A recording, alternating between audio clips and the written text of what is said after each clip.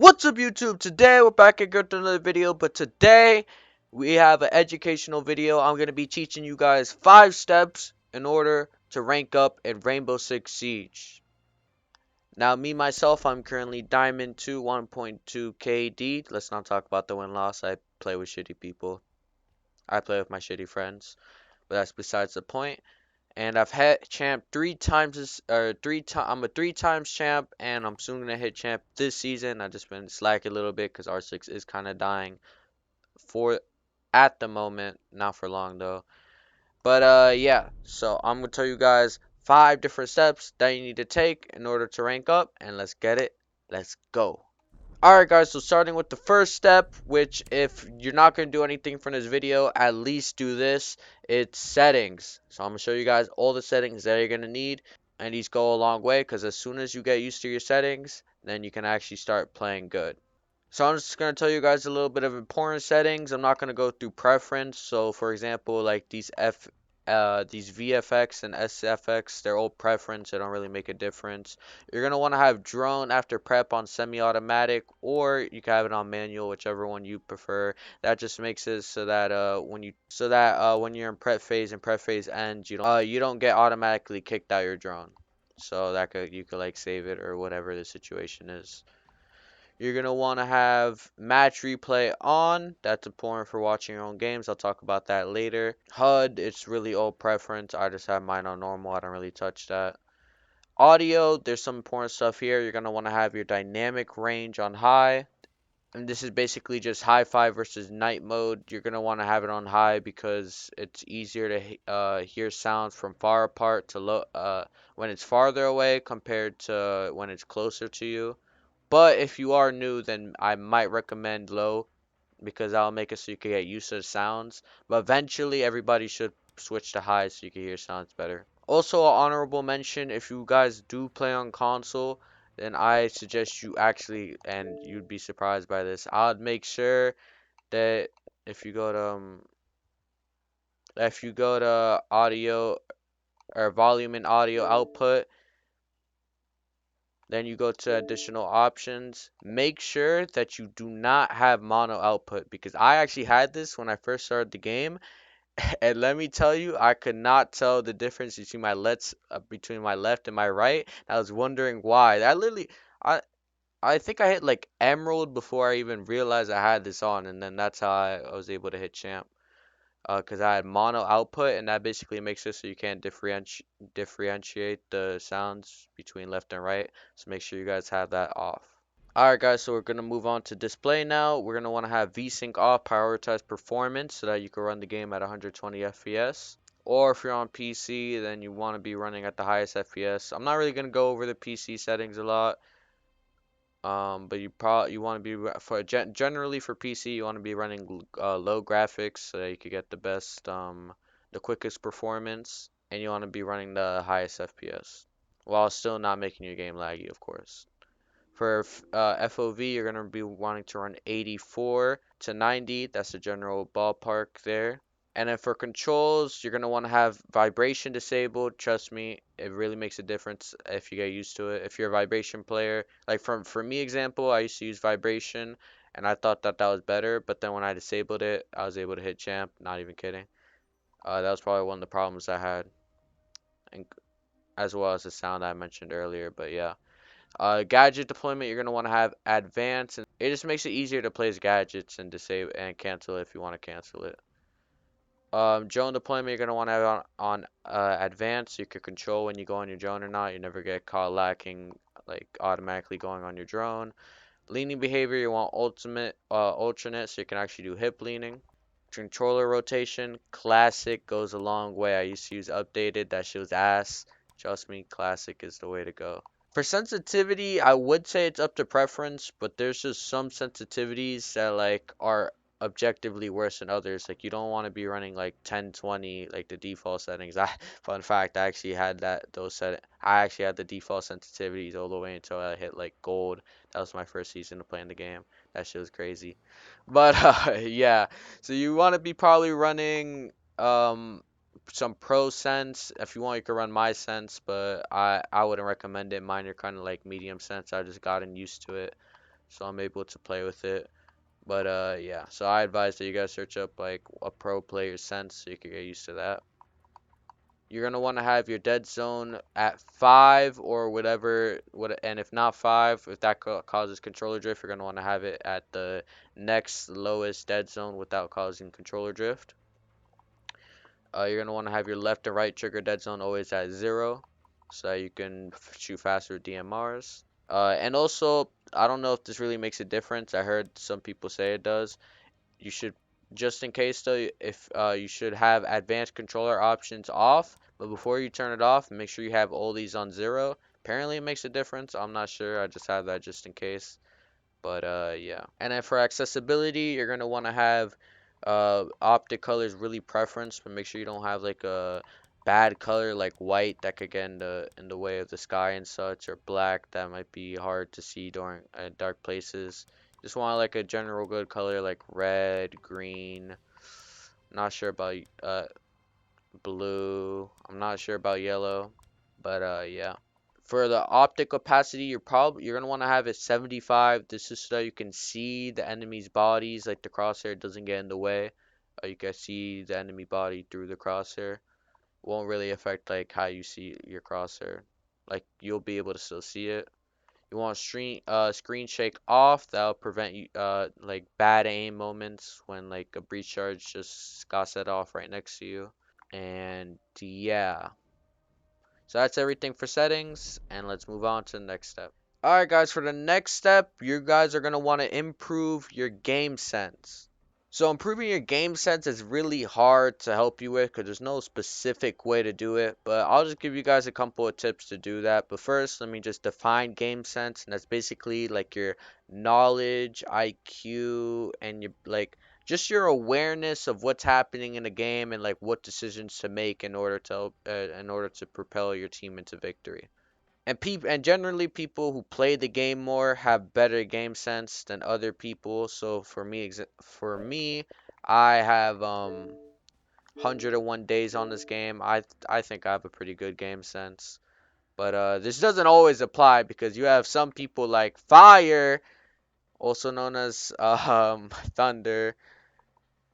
He has 126 days on this game, and let's just say he's one of the more denser run and gun players. Which brings me into like some tips for game sense. You want to be like present, know what's happening in the game. If you're just like blindly going in, then you're not gonna really level up your game sense like people like Fire. And also you want to be and also you want to learn from your mistakes, like if you get spawn peaked or if someone hits you from this crazy angle, you're gonna want to like learn about that and avoid dying to the same thing again. Because if you die to the same thing, then you're not getting better at the game. But yeah, some other general tips to help your game sense. You want to be watching other people play the game. And I mean other people, I mean people who are better than you so you can learn from them. So like this could be people like on console, for example, you could watch Mingo, you could watch Raid Bullies, you could watch sometimes Jinxie. I know he moved on to Clash Royale. But just people who are pretty good at the game, to say the least, and that'll help you learn from them so you could get better at the game. And if you're gonna watch Pro League, I suggest you guys watch Fet because he goes over Pro League plays and such, and he like really dumbs it down for the people who aren't like that smart to be able to understand Pro League plays. But yeah, also another really underrated tip to help you for your game sense, you want to be re-watching your own games. Now, and I'm actually guilty of not doing this because I'm low-key too lazy. But even when I edit my videos, I actually pay attention to what I'm doing. And it really helps me get better at the game because when you're re-watching yourself play the game, really like questioning yourself, why did I do that? Or how could I have done that play better? So if you rewatch your own games, then that can help you to make better plays, help you learn from your mistakes, learn new tactics, stuff that I already mentioned previously. So I really advise just like if you can at least watch your game. You could just watch your own games occasionally. You don't got to do it all the time, but it'll definitely help you get better at the game. And if you use a replay system, then you can see what the enemies are thinking and doing, and that can inform you on how to get better as well. But yeah, that's mostly everything for Game Sense. I know it's a really ambiguous aspect of the game. You can't really just learn it. It just comes naturally, if you know what I mean. But yeah, let's move on to the next step. All right, guys, for the third step, you guys are going to be wanting to play the right operators. So I'm going to quickly go over some attackers and defenders that you should not play and highlight some that you should probably play. So, looking at this list right now, I see definitely play hard breaches. You're definitely going to want at least one hard breach per game. I know that it's hard to get that because they get banned. But most of these maps, you're going to want a hard breach in order to get walls and such. I would also say a really underrated operator is IQ. She has a good gun, good utility. You could destroy a lot of stuff with this, especially because you got frag grenades, so you could destroy the bulletproof gadgets as well. Also catch defenders off guard when they're on their cams. That goes for shields as well. They're also really good. Operator that you don't want to play really is Fuse in higher level lobbies. You'll get C4, roamers. Not really useful to bring because you're not going to really kill anybody with the Fuse in higher level lobbies. If you are in lower level lobbies, feel free to use them. Higher level lobbies definitely do not. That goes for glass as well. You want to avoid glass. Really situational. Capital, you I want to avoid him too. He's not really good right now. Really hard to use his gadget. And his gadget's really situational. You want to be using Habana and Maverick for hard breachers, just in case Thermite and Ace is banned. And you should really learn how to trick with these guys. And tricking means like getting rid of the metal so that the wall turns into soft, so that you could do the job of a Thermite and fully open the wall. So that's really helpful. You want to avoid Sophia. There's better options like Ash. Dokkaebi is also a really good operator, and since hard breaches are getting banned, she's not really banned, so her gadget could be really annoying. Lion's always a good addition to the team. You want to be avoiding Nook because she doesn't really bring anything, and her gun is mid. Amaru too in higher level lobbies, and Kali. Flores is a really underrated pick because his gadget destroys a lot of bulletproof utility, and there's also a lot of tech that you could do with it. So he's definitely viable. You want to be avoiding Sen's Aurora because they're really trash right now. There's nothing really going for them. And since usually Ram is banned, you want to probably be learning how to use Buck instead for Vert because he's the second best operator for Vert. All right, so now that I went over attackers, let me quickly go over defenders. Striker or Sentry, horrible. Don't even use them. That's really dumb idea. The defender gadgets aren't as good as the attacker gadgets when it comes to individual use, at least. Mute's a really good pick if you want to start maining him. Castle could be pretty annoying at times too. Tachanka, you want to avoid him. Mainly, you're gonna probably use him for the gun. His utility's trash, so he's not really helpful for the team. Doc is the better version of Rook, so I wouldn't really bring Rook. His self revives don't really get much use, and 20 HP is only 20 HP. Kavera could be tricky, but most of the time she isn't really useful. Don't want to be using Ella because there's much more trap ops like Legion, who you should start using because he's pretty annoying. Maestro's Maestro's most of the times not a good idea because if there's a Brava, then it'll end up hurting you way more than it'll actually help you if there wasn't a Brava. Alibi only has a good gun. There's no reason to be picking her. Cade is basically always a must bring, or Bandit. Cade or Bandit really. Cade for if you want to get the hatch. Bandit if Cade's banned, or if you want a Bandit trick. Mozzie's not so good at the moment. Warden is actually an underrated pick. If you use his deployable shield, please stop using his Nitro Cell if you want to be a team player. Because he's really good for like holding angles that are usually cleared by stuns. So like that would be like Blue, for example. Blue Bunker in Oregon, where he places deployable shield and hold that. Otherwise, he could just be a selfish pick. Goyo's obviously good because he has a 2.5.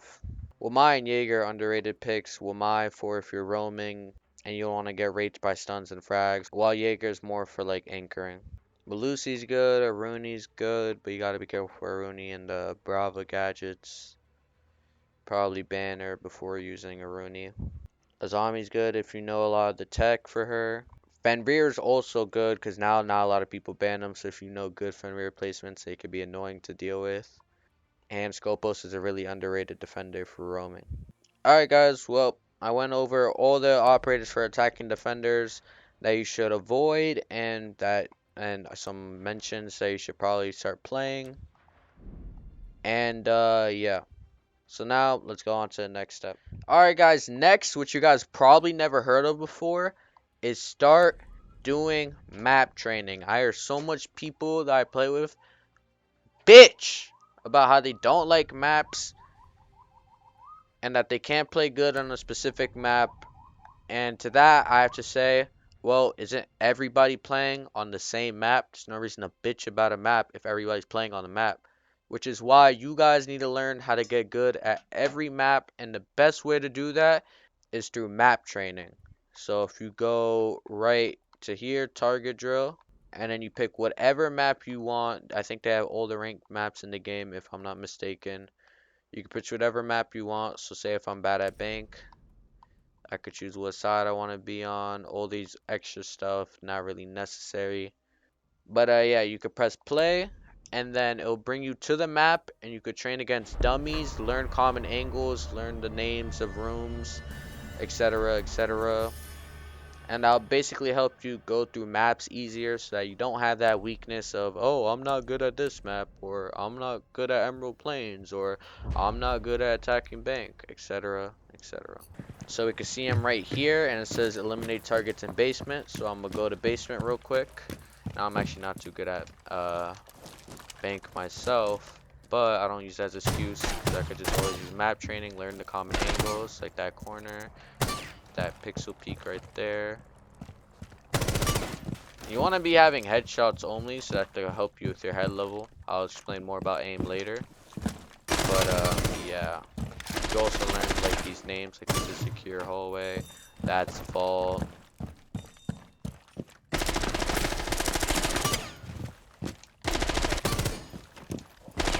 And you just go around killing the dummies, learning angles, like that corner. Some of you guys probably didn't even know that existed. Quite frankly, I didn't know that existed because I don't really do map training. I'll probably start doing it though. And yeah. So now I don't want to hear you guys complain about the maps no longer, because you know now that you can do map training and learn every single map. Just do this with the maps that you're bad at or don't have like a good knowledge about, and you should be good. And also there are different variations to map training.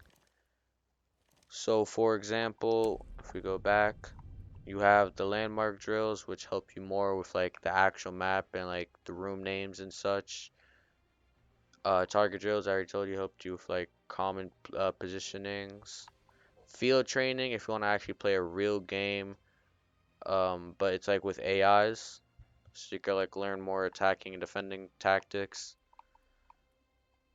And yeah, so if you're able to get good at all the maps, and you'll be a all-around good player, which will ultimately help you rank up. All right, time to move on to the last step. Alright guys, now for the last step, in order to rank up and hit your dream rank, which is most likely champ, it's how to properly warm up. Everything that I've been teaching you guys, game sense, settings, operators, map training, they're all stuff that like you do a couple of times and that's it, you're done with it. But how you warm up, you have to do consistently every day. Now, this is the most important step because it can make or break your day while playing ranked. If you go in not warmed up whatsoever, you're gonna obviously do ass and then you're gonna get tilted and play shitty for the rest of the day. But if you properly warm up, then you can get a feel for your aim, start winning those games, and start ranking up. So let me tell you how to properly warm up. Now before I used to recommend playing arcades, but now that's no longer true because the people who play arcades are sweaty and they'll shit on you and then you'll get tilted and then you'll enter rank thinking you're warmed up and then you'll get shitted on. So instead, you go into the shooting range. Now in the shooting range, just pick any gun that you want to get used to. I'll just pick the F2 for reference. Now when you load in, the first thing that you want to do is practice the recoil of the gun you chose. So in order to do that, just let it rip. see where the recoil pattern goes. So mine goes up and to the right. So I want to pull opposite ways. So that would be down to the left. And you just practice that until you get a grip of the recoil. I haven't actually played today, so I'm not warmed up. This will help me get warmed up.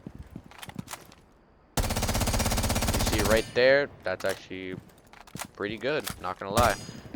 And additional tip for recoil, since we're at it right now, is as you can see, the shot between the first and second is way larger than the next few bullets. So I suggest you pull down a lot for the first two shots, and then you go back to normal pulling. So you want to pull down and then start like lightly pulling down. It's hard, it's like more exaggerated with the F2, but it's going to be helpful for other guns as well. If you pull down for the first two bullets more, and then you pull down for the rest. If that makes sense. And that'll help it so that your recoil doesn't look like it springs for like a second, like that, like it springs for a second and then it stops out of place, and it's more consistent. But after you're good with the recoil, you're gonna want to do some tracing.